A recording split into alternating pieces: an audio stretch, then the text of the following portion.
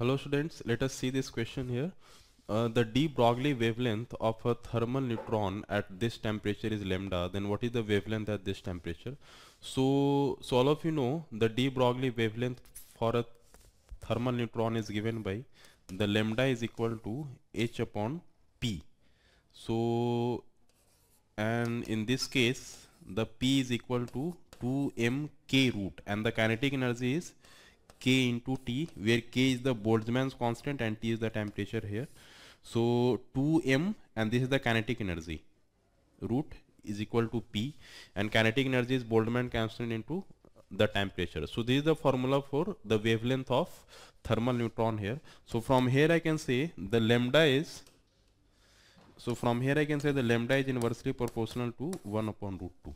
ठीक है. So now let us see, it is given right, so the lambda is equal to, so from here I can say the lambda is equal to h upon 2mk, and that at which temperature it is saying 927. So I will say here 927 plus 273 because I have to convert in the Kelvin. So this is the root here. Okay, so from here I will say h plus 2m k, and this will become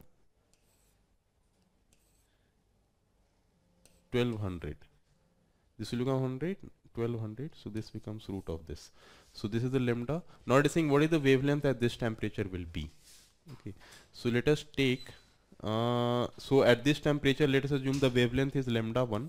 So lambda 1, and assuming at this temperature the wavelength is lambda 1.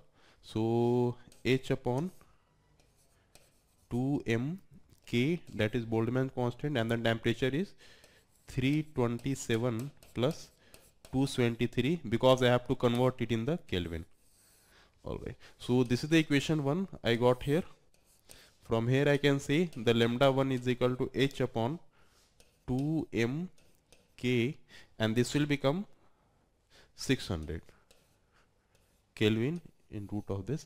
So now I can divide these two equations, equation 1 divided by equation 2 if I do. So the lambda 1 divided upon lambda 2 will be equal to 1200 root, because lambda 1 divided by lambda 2 I am doing here. This is the equation 1 and this is the equation 2.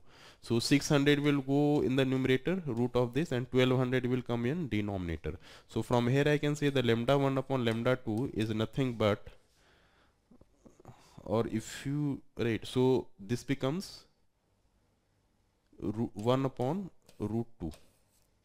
So from here I can say the lambda into root 2 is equal to lambda 1. Alright. Okay, so this is correct. So it is asking in the question lambda 1 only it is asking. So the lambda 1 is coming root 2 of lambda 2. Lambda, right. So this is the answer. Okay students, I hope you understood this question.